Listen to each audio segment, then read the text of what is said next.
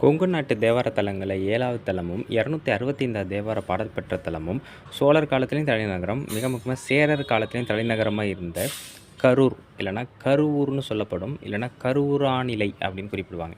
இறைவன் பேர் பசுபதீஸ்வரர், ஆணிலையப்பர், இறைவி பேர் அலங்கார நாயகி, சௌந்தரநாயகின்னு குறிப்பிடுவாங்க. மூர்த்தி, தலம், தீர்த்தம் மூன்றுமே இங்கே சிறப்பானது. தலமரம் முல்லை செடி மற்றும் வஞ்சிக் கொடி. தீர்த்தம் அமராவதி ஆறு, பிரம்ம தீர்த்தம். 2.65 ஏக்கர் அளவில் உள்ள கோவிலுங்க இது. அருணகிரிநாதர் பாடிய திருப்புகழ் தலம். கிழக்கு மேற்காக 465 அடி அகலமும் வடக்கு தெற்காக 205 அடி நீளமும் கொண்ட கோவில். கிழக்கு பார்த்த கோவில். ராஜகோபுரத்தோட உயரமே கிட்டத்தட்ட 120 அடின்னு சொல்கிறாங்க. இந்த ஊர் பேர் தான் கருவூர். கோவிலுக்கு ஆணிலைன்னு பெயர். சம்பந்தர் 2ஆம் தொடரில் 28ஆம் பதிகம் பாடியிருக்கிறார். சோழர் மற்றும் சேரர்களோட தலைநகரமாகவும் சோழர்கள் முடிசூடி கொள்ளக்கூடிய 5 தலைநகரங்களில் இதுவும் ஒன்று.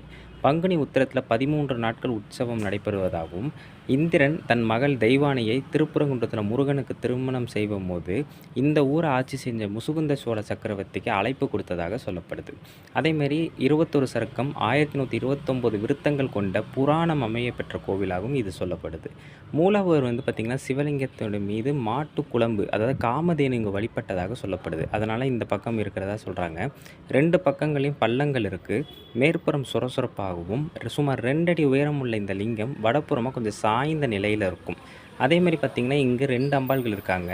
அதில் இந்த அலங்கார நாயகி அப்படிங்கிறவங்க இச்சா சக்தின்னு குறிப்பிடுறாங்க. அவங்க தான் தொன்மையான அம்பாலாக சொல்கிறாங்க. அதேமாதிரி பார்த்திங்கன்னா சுந்தரவல்லிங்கிறவங்க தெற்கு பார்த்த அமைப்பில் இருக்காங்க. அவங்க கிரியாசக்தி அப்படின்னு சொல்கிறாங்க. இந்த கோவிலோட லிங்க திருமேனியோட மேல் பகுதி உத்தர பாகம்னும், நடுப்பகுதி திருமால் பாகம்னும், கீழ்ப்பகுதி பிரம்ம பாகம்னு சொல்கிறாங்க. இப்படி 3 வகையில் இருக்குது. இங்கே உள்ள முருகன் திருப்புகழ் பாடப்பெற்றிருக்கிறார். இந்த கோவிலோட மற்ற தகவல்களும் கருவூர் சித்தர் பற்றியும் கல்வெட்டுகள் பற்றியும் அடுத்த பதிவில் நம்ம ரொம்ப தெளிவாக பார்ப்போம். நிறைய விஷயங்கள் இருக்குது.